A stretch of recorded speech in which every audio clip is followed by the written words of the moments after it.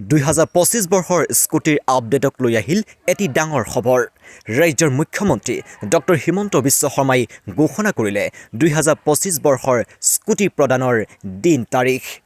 এই মুহূৰ্তত ৰাজ্যৰ HS শিক্ষাৰ্থীসকলৰ বাবে আহিল এটি ভাল খবৰ।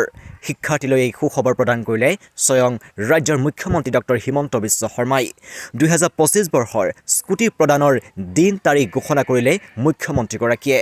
ফেচবুক লাইভ যোগে আহি ঘোষণা কৰিলে 2025 বৰ্ষৰ স্কুটি প্ৰদানৰ দিন তাৰিখ। লগতে ঘোষণা কৰিলে নৱম শ্ৰেণীৰ শিক্ষাৰ্থীসকলৰ বাবে এটি ভাল খবৰ। অহা মাহতে প্ৰদান কৰা হ'ব নৱম শ্ৰেণীৰ শিক্ষাৰ্থীসকলক চাইকেল। সমান্তৰালভাৱে HS শিক্ষাৰ্থীসকলৰ বাবে এটি ভাল খবৰ। শীঘ্ৰেই প্ৰদান কৰা হ'ব 2025 বৰ্ষৰ স্কুটি।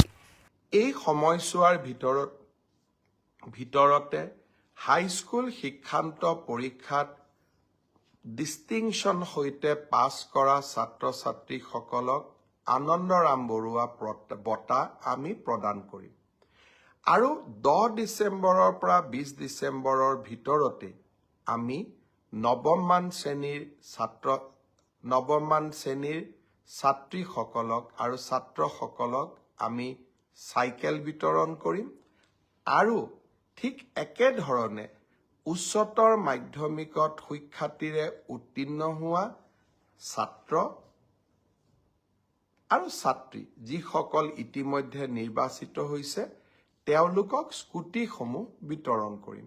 অৰ্থাৎ 10 ডিচেম্বৰৰ পৰা 20 ডিচেম্বৰলৈকে আমি সকলোৱে ব্যস্ত থাকিম আৰু সকলোকে এই আঁচনিসমূহৰ লাভ দিবলৈ আমি যত্ন কৰিম।